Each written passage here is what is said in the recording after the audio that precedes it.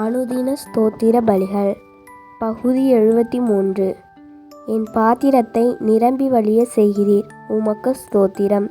என் ஜீவனுள்ள நாளெல்லாம் என்னை தொடரும் உம் நன்மைக்காக உம் கிருபைக்காக உமக்கு ஸ்தோத்திரம். என் கண்களுக்கு முன்பாக இருக்கும் உம் கிருபைக்காக உமக்கு ஸ்தோத்திரம். நான் பெற்ற சகாயத்திற்காக உமக்கு ஸ்தோத்திரம்.